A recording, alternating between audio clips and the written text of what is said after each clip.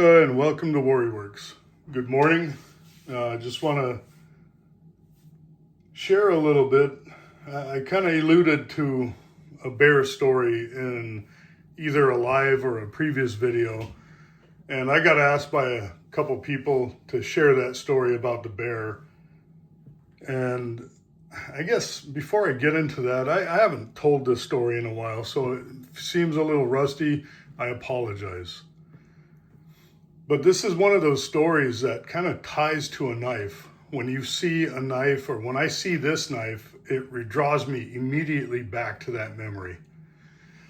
And back in 2013, when I lived in Hooper Bay, I went out moose hunting with my son, my oldest son, my father-in-law, one of my best friends, Rob, and my younger brother, Brian. And when we got to our camp, we didn't see a lot of moose there, and we waited a day or two, didn't see any sign other than any cow moose. So we decided to go further up the river towards the Yukon. And we're on a river. The river that we're on is called the Chinook River, and it connects to the Yukon through a few tributaries, being the Picnic River, but it takes a long time to get there. And of course, when you're wanting to ensure that you get some moose meat for your family, you kind of tend to, I oftentimes would try to go as far as I could to make sure that I got that meat that was necessary for my family. And this was no different. So we left my father-in-law and my son at our main camp with the cabin and everything. And they stayed there, and they said that they'd watch for any moose that was there. And my father-in-law said if my son had an opportunity to catch a moose, he would. And again, for those of you tuning in for the first time, in our culture, we don't like to say kill, and I know it sounds weird when we say we catch a moose, because I've had people, try to correct me and say, oh, you don't catch a moose, you kill a moose and you catch a fish. I understand that, but what they didn't understand is a cultural aspect of us being respectful and not saying kill. So from this point on, if you hear me say catch, that's what I'm referring to. So my brother and my friend and myself packed up, and we brought our minimals. We brought an A-frame tent, enough food for a couple days, and we proceeded to drive right upriver in our boat. And we got pretty far. We saw a lot of moose sign, and then we got to the Picnic River. And the Picnic River, it's like about 30 miles away from the Yukon, right below the Yukon, but it squiggles so much. I mean, it's like, it's crazy. It looks like a coil, and it takes about 3 hours to get from that point to the Yukon. And before we knew it, we were probably about a quarter of the way up, and we ended up running into a moose. And at this point, we wanted meat. I wanted to let my friend get a nice bull, but we wanted meat to ensure that if we got meat, then the rest of the trip was looking for a bull. And we saw a cow moose, and my brother shot at it. The moose started running right when he shot, and he unfortunately hit it in the hind quarter. And I had to go and get out the boat and track the moose with the blood. And, long story short is I ended up finding the moose and catching the moose. And we ended up quartering the moose, getting it in the boat. And by this time I looked at our gas, and we had enough gas to get to the village that was on the Yukon, but we didn't have enough gas to get back to our camp. So it was a no-brainer, and it was pretty late at night. By the time we got towards the Yukon, I think it was pushing about 9 o'clock at night. And we passed this campsite right on the corner. They call it Driftwood Slough. And I've been there before. It's a beautiful place, and it's on the corner There's a little stream that runs into the river, and people camp at that corner because there's a lot of cisco, a lot of whitefish. We call them whitefish, but they're ciscos that go into that area, and the people often put nets in there to get whitefish. Across from that stream, there's this pretty high hill that I've been up before, and when you look at it and you look around, you could see, for a long distance away. And I've seen bears when I was on that hill numerous times. And as we were passing, I seen a moose rack. And when I say that, I'm not talking the antlers on its head, a drying rack. So here in Alaska, and you'll see a few pictures of them. Sorry, this light keeps wanting to turn off or sense no motion and kind of turn off. But so as I was passing, we seen this moose drying rack, and you'll see a picture of them here later on. I'll put it up on the slideshow. And we generally, after we skin out a moose, we hang them up from that drying rack to drain out the blood so there's less chance of gamey flavor. And it's a good opportunity to clean up that meat, spray it with some citric acid so it keeps off any bacteria and bugs. And anyways, as we were passing, I looked and I made a mental note. On our way back, that's probably where I wanted to camp. But I wanted to ask a few questions of the locals before I did that. So we got to this village, the village of Pilot Station.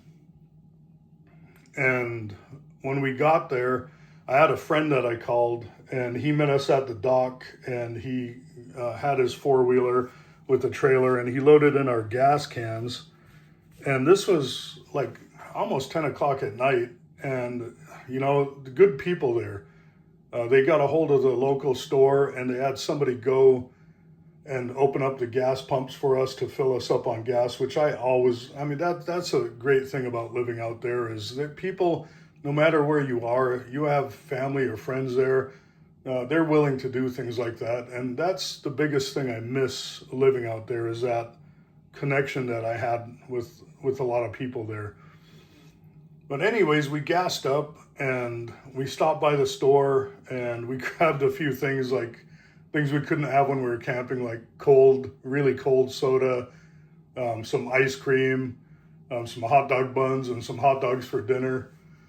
And after we did that, we got back down to our boat and I asked my friend and a few others that were at the dock because, a lot of people were a little, every time somebody comes in, especially from out of town, it attracts a lot of attention. And when you have a boat coming from Hooper Bay, the coast, all the way up to the Yukon, people want to see who that is.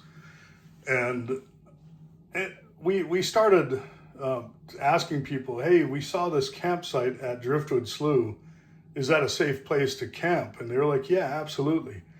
And I asked a second question. I said, there's a moose drying rack there and the campsite's pretty close to it. I was always taught to hang your moose further away from the tent. Do you guys ever have problems with bears? Because I see bears over there. And they're like, yeah, the bears never bother anybody. People camp there all the time. So I was like, all right, cool. We got in the boat and we went across the Yukon, which is a really big river. I think it was about a mile wide at that point. And we got into the Driftwood Slough and we got to the campsite fairly quickly. And this time, it was September. And this time of year, it starts getting dark around 10 o'clock at night or so, 9:30, 10 o'clock at night. So it was already getting pretty dark. I had floodlights on my boat, so I was able to navigate when we got into the river. And I had a GPS, so that was no issue there. So as we get to the campsite, I pull up and we start unloading the boat. And the first thing we do, of course, is to start hanging up that moose from that drying rack. And after we hung up the moose, my brother and my friend proceeded to put up the A-frame tent. And as they were putting up the A-frame tent, I took the time to skin out that moose, all of the quarters, and the racks of the ribs were already skinned out, of course, and I sprayed them down with citric acid. I just like most people up there, we really want to care for what we catch because it's what we're feeding our family, and we wanted it to be less work for our family to deal with when we get it home. So as I'm cleaning this, they put up the tent and they're setting up things, and it happens pretty quick. Within a half an hour, we got the tent set up, campsite ready, and the moose skinned out. And it was pushing late at night, a little past midnight, and we ended up eating. And we had the hot dogs, of course, that we bought. We already ate that ice cream. And we also had a guduk. And a guduk is what we refer to as Eskimo ice cream. And the best way I can explain this, the way it's made in the modern days, is if you can imagine cake frosting, like a whipped cake frosting that's made from like shortening with a bunch of berries. It's almost like a berry sorbet when it's done right. And my family does it right, by the way. And we had that for dinner that evening. So after we did that, we put it in our Yeti cooler, and I put it outside the tent because I didn't want any food inside the tent just in case, it attracted a bear or not. So as we're going to sleep, generally we keep guns in the tent, but it was a pretty humid night, and my brother had his rifle, and he didn't want to keep it in the tent because he didn't want the condensation to start rusting out the gun. If you keep it outside in the cool, drier area where it is, it has less tendency to rust. And I had my gun with me that my friend was using, and we opted to keep that in the boat as well. So the only gun that we had in the tent was my 500. And yeah, I carry a 500. I got them right when they came out. And of course, I did it because it was touted as the biggest factory rifle out, or biggest factory handgun out there. And, I don't know. At that age when I was younger, I thought the bigger the better. But hindsight, maybe I wasn't wrong. In this case, I'm so happy I had it. And this 500 has been an asset to me. I've caught so many moose with it, bear. I've actually killed a walrus with it. This gun is no joke. It packs a huge punch. So anyways, this was the only gun that was in the tent. And think A-frame tent, and I'll put a picture of it, but it was a 6-man tent. And of course, I don't know how they measure the men for these. I don't know if they're like 120 pounds and like 5'4" or something, but these things don't fit ever as much as they say they do, unless somebody's packed in there like sardines. So we go in there and we set up our sleeping bags, and I'm in the middle. I got my friend to my left, and I got my brother to my right. And of course, shoulder to shoulder, that pushes almost the width of that tent. And it's not a small tent. And it was my father-in-law's tent, and it was pretty expensive. I know it cost him about $600-700. And so we get in there, we eat, we lay down, and man, we were so tired. It was a long day. And we all knocked out. We all fell asleep. And I don't know, maybe I drank a little too much soda or something, but I generally, at that age, wouldn't wake up to use the restroom. But I woke up about 4 a.m, and my bladder was real full. And I was so tired, I just grabbed my headlamp and I started walking, and I walked probably about, 50 feet away from the tent on this little trail where, it was set up for people to use a bathroom. And I got there and I started using the bathroom, and then I heard footsteps like in front of me, and I swear they had to be less than 100 feet away. And they were padded footsteps, not clothed or hoofed footprints or footsteps. You could tell they were a padded footstep. And a lot of beaver around there, a lot of things, but it sounded a little bigger. So as I'm listening to this, it sounded like it was getting a little closer. And I started flashing in there, looking with my headlamp in the brush in front of me to see if I could see any glowing eyes. I didn't see anything, so I start clapping and I start yelling, "Hey bear," thinking my brother or my friend might wake up, but they were knocked out. And I started walking, looking around. My head was on a swivel, and I got to the tent, and I was like, man, I'm an idiot. I should have brought my gun with me. But I didn't. And so as I'm laying down, I put my gun right next to my head so I know exactly where it is. And I start hearing these footsteps walk away from the tent. And I'm like, all right, so we're good now. And before I knew it, I didn't even know I fell asleep. I woke up to pushing on my left shoulder. And it was kind of like a hard push. And it was repeated. And I was like, man, what's going on here? And I look up and I see my friend, and he has his finger to his lips, like, be quiet. And then he mouths, do you hear that? And right when I see him say that, I kind of listen a little bit, and I'm half asleep. And I hear this like, choo, choo, choo. And we were right next to the river, and I thought a moose was walking in the river. That's what it sounded like. It sounded like sloshing and steps at first. And then he goes, no, I think that's a bear. And right when he says that, I don't know, instincts or testosterone, whatever. I mean, I instantly woke up, my ears perked up, and that defined sound that I could hear was really clear now. It was chomping. I could hear like slashing and snarling and something eating, like sloppily eating. And it was right in front of us. And I didn't say this, but that drying rack was about maybe 6 feet in front of the tent. And towards the area, the rack that was closer to the tent, I had put up the tenderloin for lunch the next day. And I had the liver up there drying or hanging up there so I can bring that to my father-in-law and he could have that. Also, I had the brisket, the prime cuts, the stuff that you generally eat when you're out hunting. The heart, the liver, the things that hunters generally enjoy when they're fresh out there, at least in our area.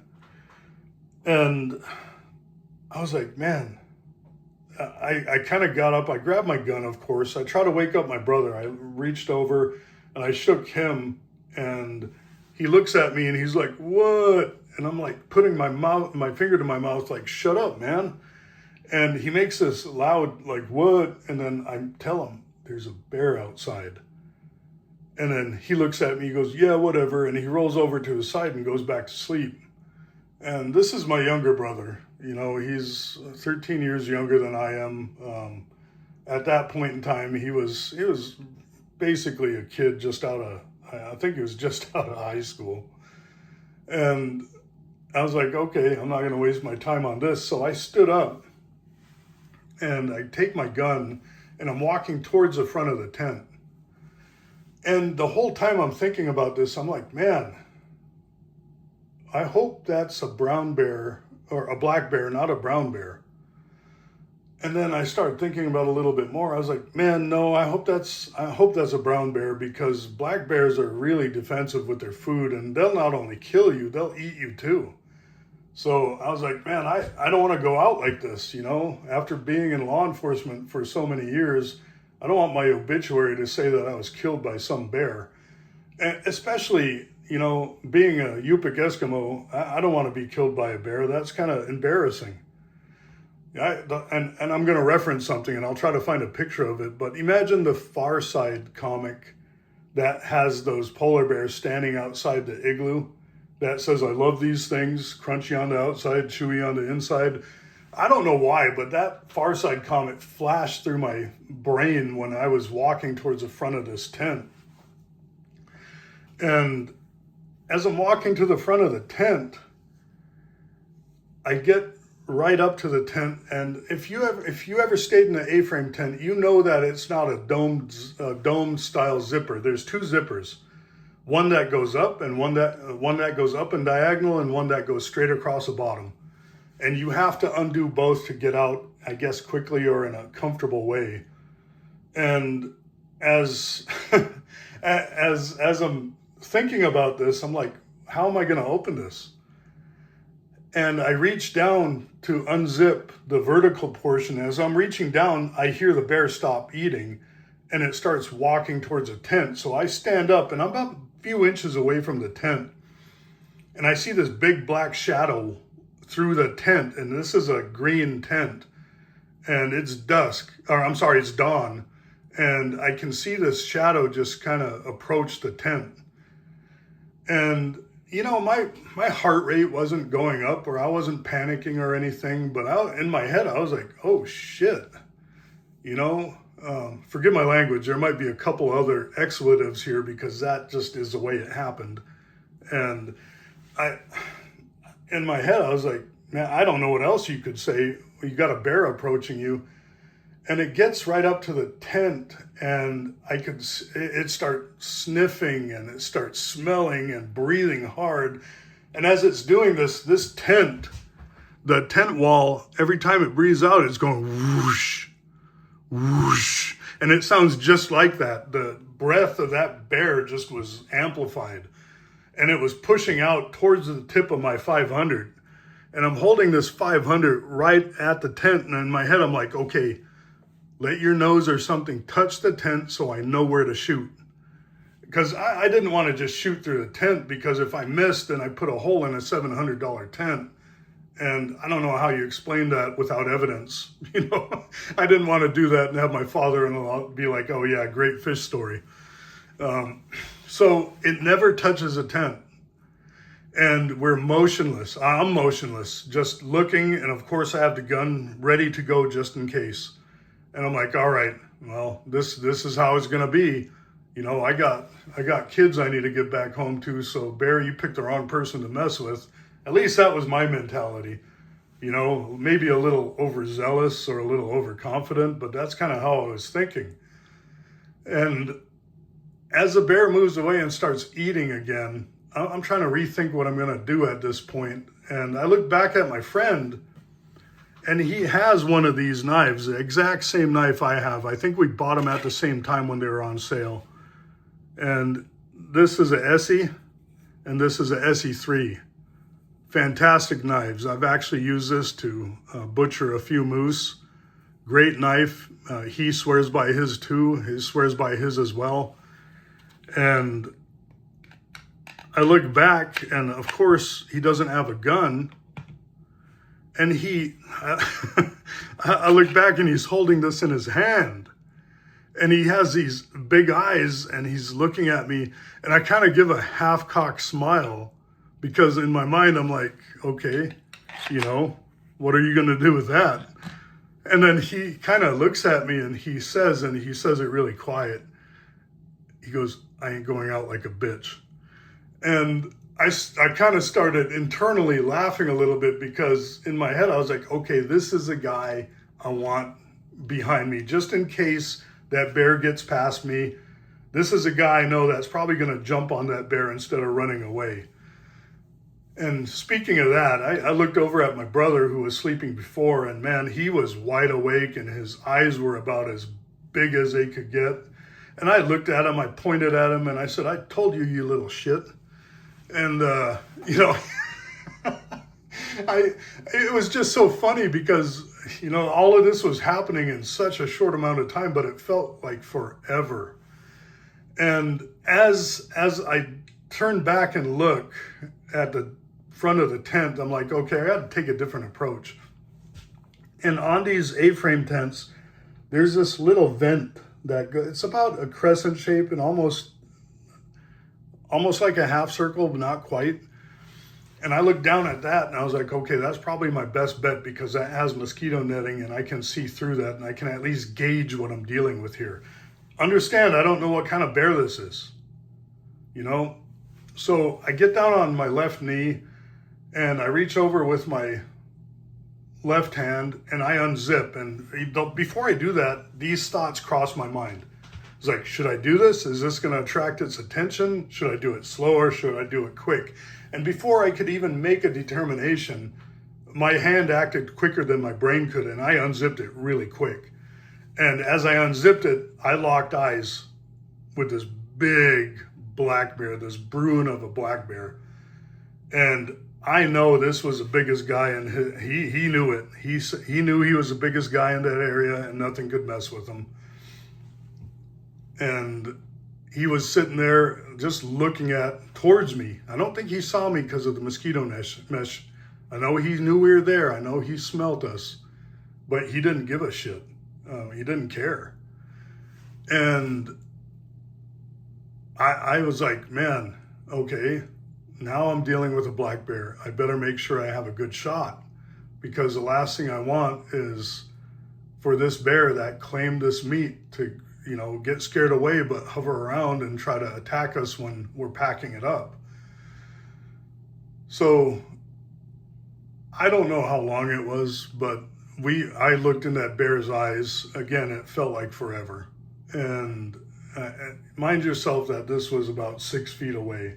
I'm on my knee. I'm looking at it. It's looking towards me. And I kind of have a lot of thoughts. And, not to mention, I was praying to God that he protect us over this and not let this be the way that we go. And as I'm looking at this bear, it turns and it drops down and it starts eating. And I finally get a good idea of what it's eating. And I look down and it already had ate the entire liver. It had already ate the entire heart. And now it was eating the brisket. And at this point in time, I don't know if it was primitive or not, but I got pretty upset. I was like, man, that's my food for my family.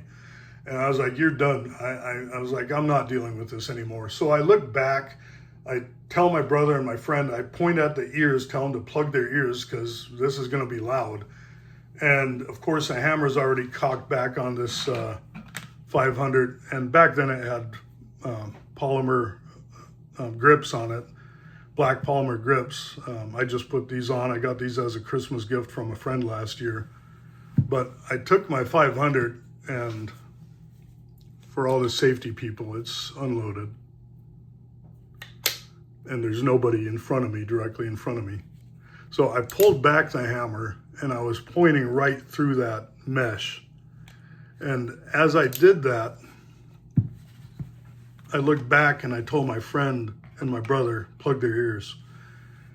And I took aim right at the bear's head. And then I thought to myself for a second, I've shot plenty of animals.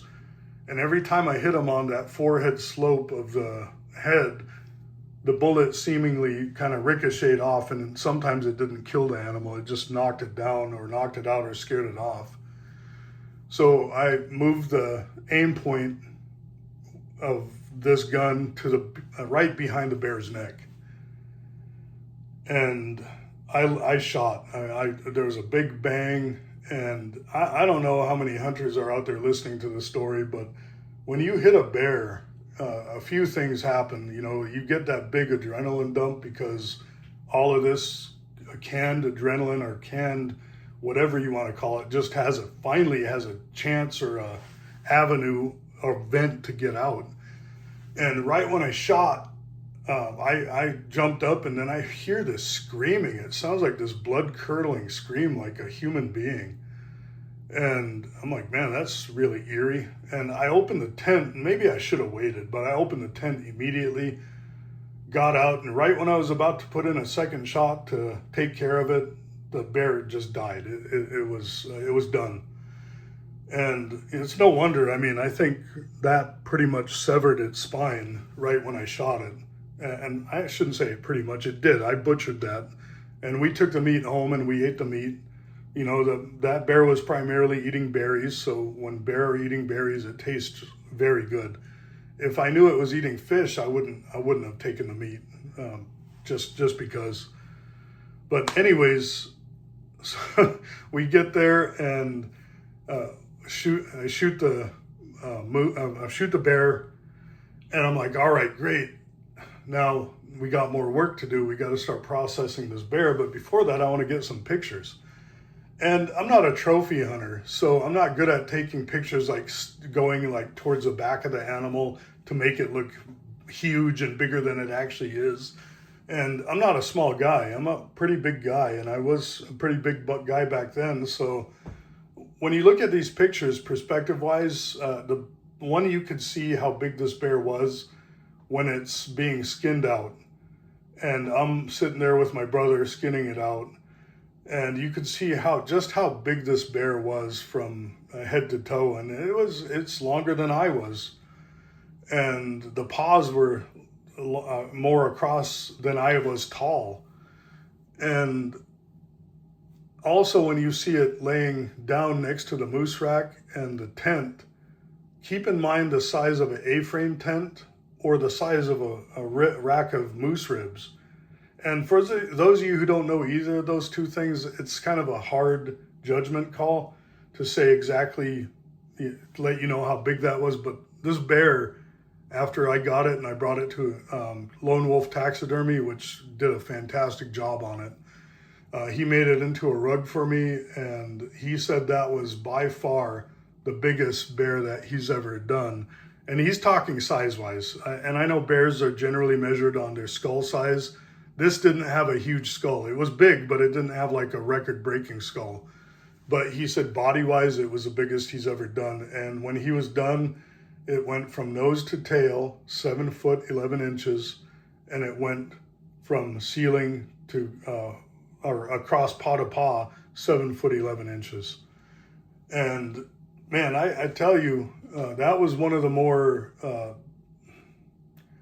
memorable moments in my life, because not only that moose hunt that turned into a bear story, then it turned into another incident where we were coming back into Hooper Bay from that hunt. It was pretty significant because we dealt with that bear on that hunt, and as I'm coming into town, we didn't realize it, but we got right into an emergency call, a DUI, which turned into a assault with weapons and a few other things. And of course, me being in law enforcement and my best friend who was there, he was a trooper, people automatically expected that we deal with it, and we did.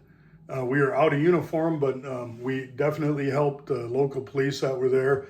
But long story short, with that, I found out that the individuals heard that we were coming back into town. A couple other people they were traveling with saw us pass by, called them and said, hey, the cop and the trooper are heading into town. And the individual they called was intoxicated, or both of them were intoxicated, but one, I don't know why he did it, but after he heard this, he waited for us to come into the bay, and he was looking, and this is from interviews, he was looking through a rifle at his scope down towards our boats that were approaching town. And we had two boats. One boat had my father-in-law and actually it was both my boys. I had my two boys in there, and it was myself in my boat with my friend and my brother. And you know, that, of course, after you hear that later, that gets you pretty upset, because you know somebody possibly was pointing a gun at your family. It's one thing when they do it towards you, but when it's at innocent people, it just, it makes things that much worse. And long story short, during that arrest, I ended up hurting my knee permanently. And I'm dealing with that still to this day. That was, almost 12 and a half years ago. And that fall was probably one of the most memorable falls in my life. And, you know, it taught me a lot of resilience. That pain from that, going through that really high stress incident with the bear and with that arrest, it really helped me mature quite a bit more than I actually, would have with any other experiences. And more so, it also helped me, at least reflecting back, appreciate friendships. The friend with that knife, the other knife that was there, you know, him willing to say that he's going to fight, or you knew he was going to fight just in case something happened to you. You don't often find that with somebody. That kind of fight or flight instinct. A lot of people don't have the fight instinct. There are quite a few, and you guys watching probably do. But there's a lot of people out there that don't have that. They either freeze or they run. And when I saw him grab this little 3-inch knife and say he was going to defend himself and me and my brother, that really told me, man, this guy is a good guy. He's a good friend. Later on that fall, that winter, he made this knife for me. So this is one of my favorite knives, and I keep this in my safe. And this is a handmade knife. It's 01 tool steel, 1/4 inch thick. This thing is a beast. But if you look at the jimping on that, really unique. He made it, he said he made it specifically for me. It has that harpoon head up there, and you know why he picked a harpoon. I mean, I like harpoons. I'm a native, I'm Yupik, and I love the look of that blade. That thing is just wicked looking.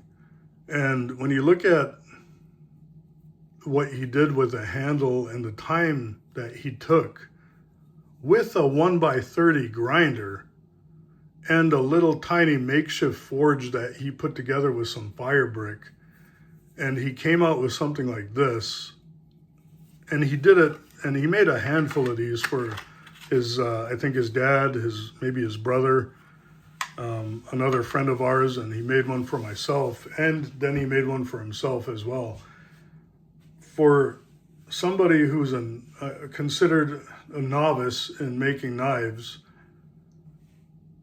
I'm kind of in awe that he was able to come up with this. He even did the Kydex sheath. You know, that's just pure talent right there. And, you know, that's also respect that somebody took that time to make something for you that you can appreciate and reflect back on, not only the stories that came with that friend, but maybe the moment that draws you into that. The moments that make you understand that friendships are, you know, paramount to being healthy, you know, and I'm talking not only friendships with people that are of the same, you know, mindset, that collect the same things, that do the same hobbies, but you have to have a friendship with your family, your kids, your wife. You know, you have to have those friendships because it makes it healthier.